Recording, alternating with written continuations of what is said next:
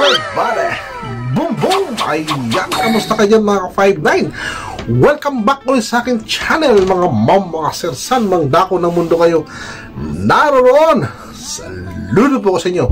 Welcome back mga ka-59 at meron naman tayong bibigyan ng reaksyon. Kumusta ang lahat? Sana nasa mabuti kayong kalagayan habang pinapanood nyo po ang aking video. Muli, maraming salamat sa suporta niyo po kay Aska Lupet. Maraming salamat po. I really do appreciate kung ano man po yung binibigay niyo po sa akin. Ayan. Ngayon, bibigyan natin ng reaksyon yung pinost ni Panyang. Ito, bigyan natin ng reaksyon yung sinabi niya dito kay Nanay Flora. Ito ay patungkol doon sa issue ni BJ, no? Anak ng kamote talaga si BJ. Oh. Mayroon palang issue doon sa kanyang pinanggalingang community. Nakikisiksik kay Ramil. Ala nga pala. Kasi nga mayroon pala siyang Panyang na kakampi at magbabayad sa kanya. Sino ngayon ang bayaran? Kaya nga sabi ka ng sabi, bayaran yung mga vlogger o reactor ni Ramil. Sino ngayon yung nagbabayad doon sa vlogger-vloggera nyo? Kaya nga sinasabi ko sa iyo, Panyang, lahat ng sinasabi mo, hindi yan patungkol kung para kanino. Patungkol lahat yan sa sarili mo. Kung ano yung sinasabi mo dyan sa post mo, ang kinakausap mo dyan ay ang sarili mo, wala ng iba. Sabi niya rito mga ka-59, kay Nanay Flora, tingnan mo ha, kung tayo ay nagbigay, kung sino man ang pinagbigyan natin, hindi na natin may-ari yun, binigay mo na yun. At kung hiram ay hiram, okay? Yun naman pala eh. Ano pa ang ginagawa mo dyan? Kasi ikaw yung ninong-ninungan ni Dave. Kaya ka gumagawa ng paraan para mabawi yung mga dapat bawiin na para kay Dave. Ibinigay mo na. Ikaw na ang nagsabi. Kapag binigay na, hindi mo na pagmamay-ari. So kung kanino nyo binigay yon at kung sino ang namahala noong ibinigay nyo yung mga bagay na yon or yung kasama ng cash, hintayin mo yung pinagkatiwalaan nyo noon kung ano ang magiging desisyon. Bakit kailangan mo mangulit? Bakit kailangan mag-utos ng tao? Bakit kailang atat na atat kayo sa pera ni Lordy Bell? Nandyan lang yan. Relax lang kayo. Si Lordy Bell lang ang hinihintay para maibigay na yung kanyang mga kailangan. Para maibigay na yung dapat ibigay sa kanya. Kung talagang tag-file kayo ng kaso, mas maganda yan. Para magkaalaman at magkasaulian kung ano man yung mga dapat isauli. Kaya huwag kang makikialam dahil hindi na sa'yo yan. Lahat kayo ng mga sponsor ni Lordy Bell or Dave or whatsoever kargador na yan, hindi nyo na pagmamay-ari lahat ng ibinigay nyo kay Ramil. At ikaw ang nagsabi niyan. Sinabi mo yan. Malinaw na malinaw ang pagkakadetali ng iyong mga salita. Ibinigay na yan.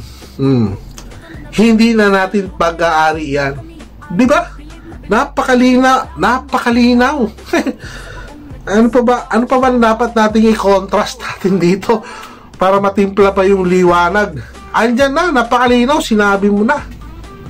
Kaya nga sabi ko sa'yo, kung ano yung sinasabi mo dyan, hindi yan para kung kanino, para sa sarili mo yan. Ano pa yung sinasabi niya rito?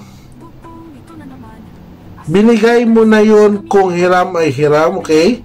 Ngayon, yung sinasabing kalabaw, ayun, sa iyo, $100 lang ang pera mo doon. Okay? Hindi yung buong kalabaw. Kasi ako, ang tao, bago ko ilabas, ako ang tao, bago ko ilabas, kasi ako ang tao, hindi ba dapat kasi ako yung tao? Ang gulo naman itong kong. Kita mo pati sa paggagawa mo ng mga salita ang gulo. Yan ba sinasabi mo pinag-iisipan mo mabuti bago mo i-click? Bago mo i-post? Ay napakatanga naman, ano naman ito? Kasi ako ang tao, bago ko ilabas ang isang issue, kailangan may resibo na katibayan. Kaya Nanay Flora, ayusin mo sa susunod dahil may mga sumasawsaw sa issue. Hindi inaalam ang bakit? Naalam mo ba yung buong istorya? Naniwala ka naman dyan kay BJ kung ganyan talaga sa mga pinupost niya. Meron pa siya dyang voice message, oh. Narinig ba natin yung sinasabi niya dyan sa voice message? Bago yung reply ni Flora, voice message yan eh. Mautak yan, oh. Mautak. Alam niya yung ginagawa niya. Alam niya in the future magiging ebidensya ito. At ano yung voice message? Mababasa mo ba yung voice message na yan? Ano yung mga sinabi niya doon? At dito sa sinabi mo, dito ako magpo-focus sa sinabi mo na to. Binigay mo na yun. At ayun, oh, hindi na natin pagmamayari yun. Ay ano pa ang kiniklaim mo? Ano pa ang kiniklaim ninyo dyan, mga wakwak? Na asa na yung pera ni Dave? Kayo ba si Dave? Bakit hindi nyo hayaan si Dave ang lumapit? Bakit hindi nyo hayaan si Dave ang humingi? Bakit hindi nyo hayaan si Dave ang makipag-usap?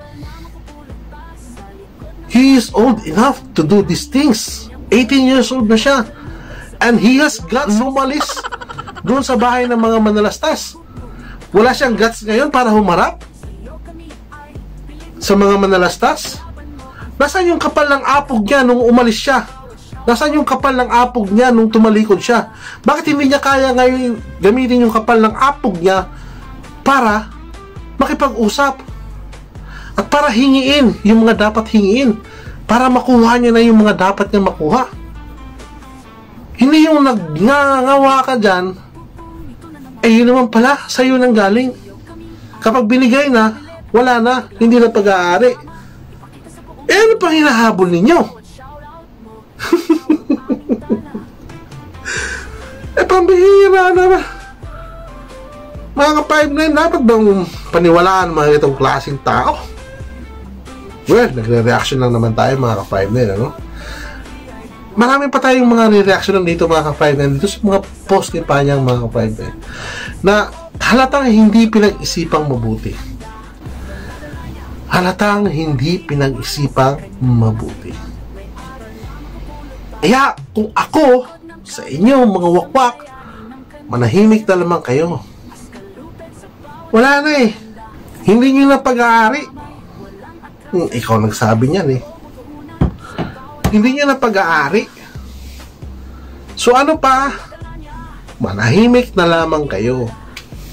At hintayin natin yung sinasabi mong 4 moves or 4 plans. Hintayin natin kung anong mangyayari. Isa lang ang masasabi ko dito. Kung ano yung lakas ng loob mo, Dave, pag alis sa bahay ng mga manalastas, siya ngayong wala kang lakas ng loob para humarap sa kalokohan mo. Kasama ng mga taong kumupkup sa'yo.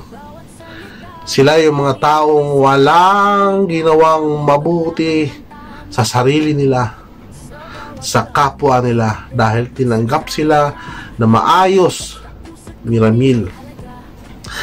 2 kamay na iniabot para lamang sila tanggapin sa pamilya Manalastas.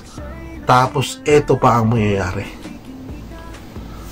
Paano mga ma'am, mga sir? Hanggang dito na lang muna ang ating reaction video. Saan mang dako ng mundo kayo naroon, saludo po ko sa inyo. Ingat tayo mga ka-59 at huwag kakalimutan na magpasalamat sa araw-araw na buhay na binibigyan ng dakilang lumikha.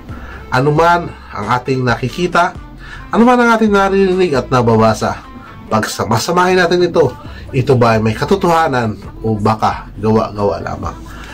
Maraming salamat po. Salamat po sa patuloy na pagsuporta. Hanggang sa muli mga ma'am, mga sir. Saan mang dako ng mundo kayo naroon, saludo po ko sa inyo. Boom boom! Salamat po. Laban mo ang tama, ipakita sa buong nagla. Sa bawat shoutout mo, ikaw ang aming tala.